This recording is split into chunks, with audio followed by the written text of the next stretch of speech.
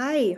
Hi. I'm gonna do a live video because my camera is doing some freaky stuff. So if anyone wants to chat, say hello, come on and say that. I'm just really excited today to be sharing how we manifest our realities, right? So this is something that I believe all of us want to do and have done, and we've been creating our whole lives, but very often by default, right? So how do we become master manifestors or reality creators? Because what is more interesting than that, right? Like, so once you do that, you can live in your ideal reality. So this is what my channel is about. And a lot of the practices I've been doing most of my life are based on heart coherence. Now, Joe Dispenza talks about this so many that the heart is actually the magnetic frequency that attracts, or like that has a field that is so powerful that can expand or contract depending if we are in that place of love and openness and interconnectedness. So this is super fun to know and to put together the information.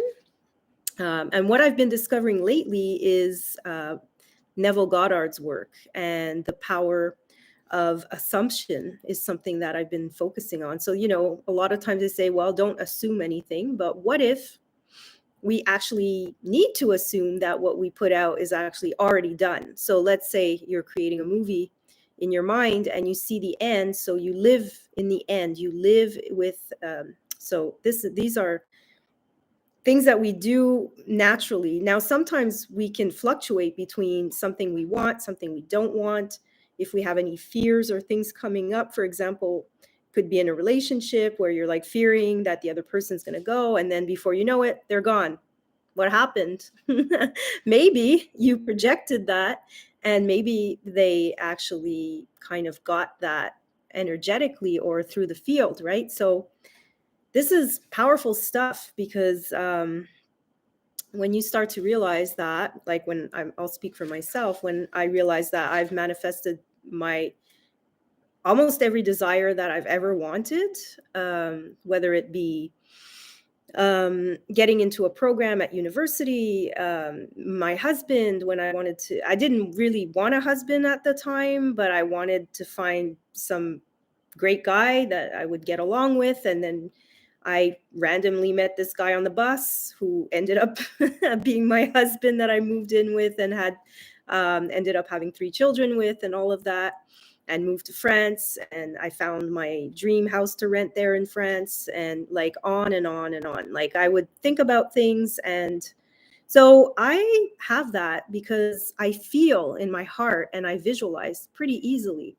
And but then on the flip side, I've also gone into, so maybe it's because of the way I'm a Pisces, I don't know, we go into both sides, kind of like a, and because all possibilities exist in the realm of consciousness, the dark and the light, and we navigate our realities through the two. And some are playing certain parts, the dark, and some are playing the light. And we're all playing the roles here that we came to play, at least for a while, until maybe we decide that we want to change that role as we're going, because it's like we've come to realize that through our own experience we don't want to play that role anymore. And sometimes that role could be the role of a wife, or the role of like we're here, really wanting to expand our own reality and consciousness and experience. And very often, when people are at the end of their lives, the biggest regrets is that they didn't go for whatever it was. They have regrets. They look back and they say, oh, I should have done that. I really wanted to do that. And so why not now focus on what it is that you want to create, that you want for your own life, and start to set the intention and the movie script in your own mind. And you can write that down, you can visualize, you can set affirmations that you repeat over and over. And there's so many great coaches out there. There's so many people that I resonate with, that because I'm studying kind of the different ways, and then I'm seeing what resonates with me. And we all have, that's it, our energetic signature, our medicine, our own unique wisdom, our own unique way of interpreting things and creating things. So wherever you're from, like, without your identity taking over everything, or maybe your personality, like Joe Dispenza says, like your personal reality is defined by your personality and all these things. That rhymes and it's cute. And but I don't know how much I resonate with that. I love Joe Dispenza, but I know what he's talking about is actually the science behind the neuroplasticity of the mind through meditation, through Kundalini yoga, activation of the sacred fluids that come up through the spine, the Sushumna, up, and then open up the third eye, which is the DMT, dimethyltryptophan, which opens up your higher realm seeing, the all-seeing eye, the third eye. This is what gives us vision, and this is when we get downloads and things like that.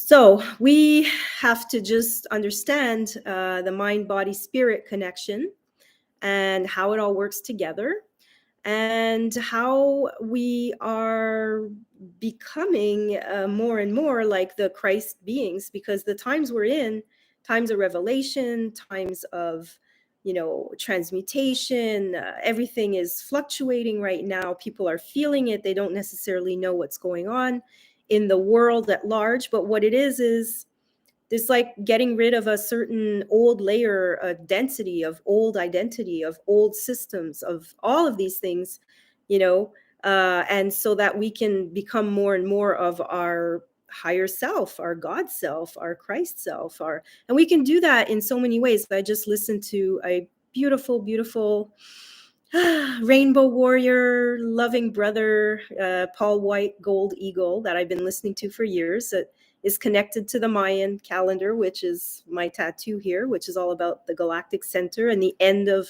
time, as in like cosmic time, but also when you're in your soul, you're in timelessness, because you know that you never end, it never ends. So you're not like on the clock, you're on your own timeline.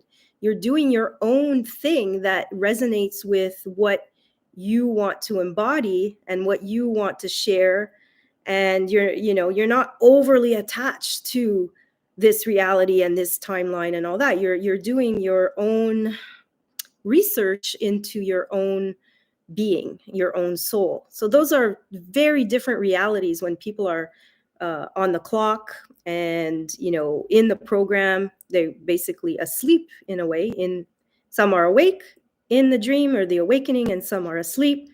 And the thing is, there's a point, like Neville Goddard talks about in his book, that you honor everyone and everything. There's no judgment anymore, because you realize, I used to be asleep too. I used to see the world like that. I used to think like that. I wasn't necessarily. Now, I've had mystical experiences and near-death experience my whole life, so I guess I've been aware to a certain extent that this reality is just, a certain layer or dimension, but there's something much bigger and continuous, because this is only one part of the story.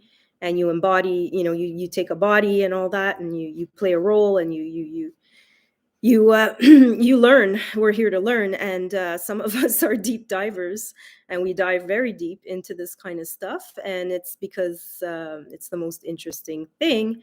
And I don't really like to be distracted or to consume other people's realities, or entertainment. Yeah, a little bit, it's fine. I think there's great movies, and once in a while I'll go and all that, enjoy myself and just relax and have a good time, enjoy the ride.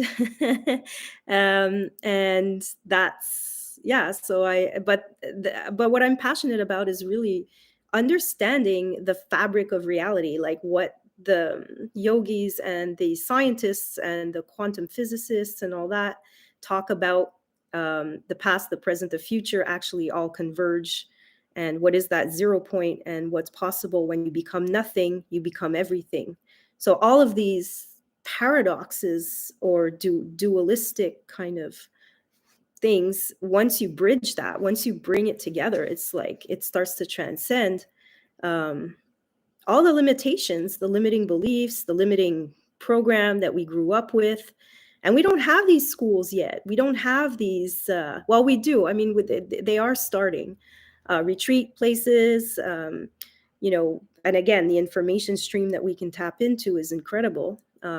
So, and I'm participating in that by creating these videos and sharing, because I know there's people that listen to me and that will fall on it. And like, if there's one person or 10 people or 100 or whatever, it just takes one person to really get something and shift, and then they bring it into their reality, and maybe they have 100,000 people, and so it becomes where it's not about you anymore. It's about the information. It's about, because you're one. So the more of us wake up in the dream and start to be more godlike, more Christ-like, the better world we're all going to be in, because we are a collective consciousness. We're sharing a reality, and what we just went through globally with the pandemic and all that, we have different perspectives on that, and everybody's chosen different options with that. And that's all unfolding. And again, I was very angry and very judgmental about the whole thing, because I don't like to be controlled and told what to do. I never did, never will, because I'm a free sovereign soul, and this is my body, and we've fought for a long time to be sovereign and independent with our bodies, right? Like, we don't want somebody to force anything on us. And so for me, that's a big no in my reality. And so I just categorically refused. I did not consent, and I'm proud of that, because that's me, and that's the personality or the reality that I'm part of, and so are my friends, and so are people I'm connected with, and yeah, so I'm not here to just obey old systems. Like, I know that took me a long time to feel confident about that, because I didn't have the support. I didn't have, it was more like I'm a bit of a freak, right? Or the black sheep, or whatever you want to call it. But the thing is, you gotta be honest with yourself and in your own integrity, at your own, um, yeah. The more you do that, the more you start to feel empowered, and then the more your reality can be.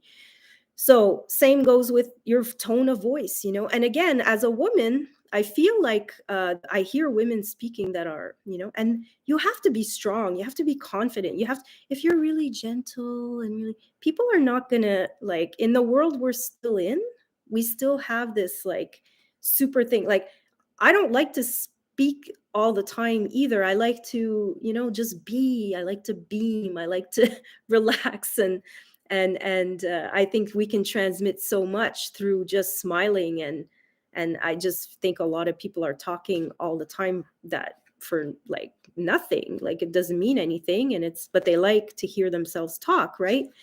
So for me, it's like, I'm talking, I feel like it, and I think it could be beneficial. So if it's beneficial, if it's helpful, if it's inspiring, then I'll do it.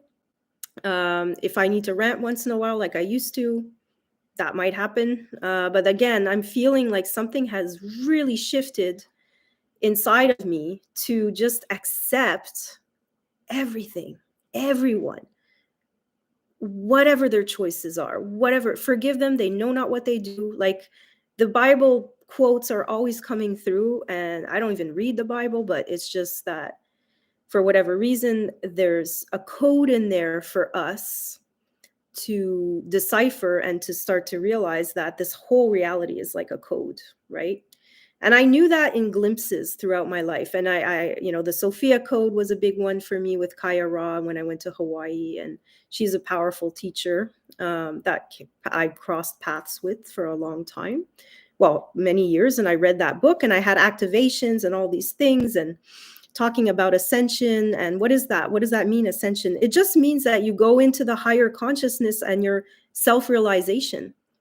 you realize what and who you are, this eternal being that is coming in to learn and to share and to have a human experience, and even to transcend that, as in um knowing that you can create your reality through your mind and through your thoughts and through your vibration and how you're feeling. So how important is it for us to be in those spaces of peace and joy and benevolence? And how important is it when you know that, and then again to accept that others are, and maybe they're not going to cross your reality anymore too, and that can be painful. There, you lose friends, you feel like you're losing everything and everyone, and then you're alone with yourself. You have no choice but why is that happening? It's happening to go deeper into the self-realization. It's not a it's a kind of like a rite of passage maybe, or something, and it doesn't have to be like that for everyone. I'm just, my own experience has been that.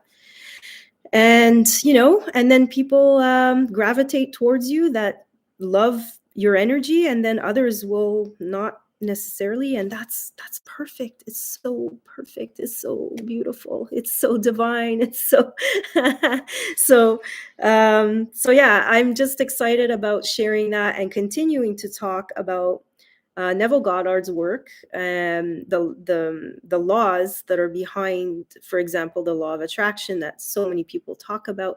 And I used to listen to Esther Hicks a long time ago, and I get glimpses there too. But now I'm like, okay, like yes, all the laws coming together, vibration, the water inside of your body when it's a beautiful crystal, crystal, crystalline, pure, out of toxicity, out of limiting, thoughts and anxiety and stress and anger and rage and all these lower frequency emotions that start to create dis-ease, that you're not comfortable in your body, you're not comfortable in your mind, you're not comfortable in your reality and who's around you and what is playing itself out, what is the mirror that's being reflected, do you like it, do you not like it, are you responsible for it? Guess what? Yeah. So, but a lot of people are not going to say all these things are happening to me, right? It's the victim. It's like, why are people treating me like this? Why is this? And I know, because I had a mom like that, and I grew up thinking a lot like that, and this like also self-righteousness, like that people are so stupid and why they don't get it. And like I was pretty you know, I would think that a lot. And now I realize that that's arrogant and unconscious in a lot of ways, because I don't feel good if I don't treat other people well. So because the other is just me pushed out, me and another version of me being played out at that frequency that I'm in at the moment. So if I don't like it, what do I change? I change myself. I change myself, my concept of myself, my habits, my thoughts. Again, it's all thoughts become things, and the biology of belief, everything is your belief system, everything is. So it's like, wow, like all the other stuff, the alchemy and turning lead into gold is really turning your shadows into light, or turning yourself into your higher self, or so it's like it doesn't matter the words, because it's always the same concept. It's always the same information that's just being told through different mouths and people and different books and different but really there's a seed of truth underlying all of it, that's right there in the 0 point that we can access when we quiet the mind and we go into the silence. So that's all I have to say for today. Thank you for listening, and let's go into the silence.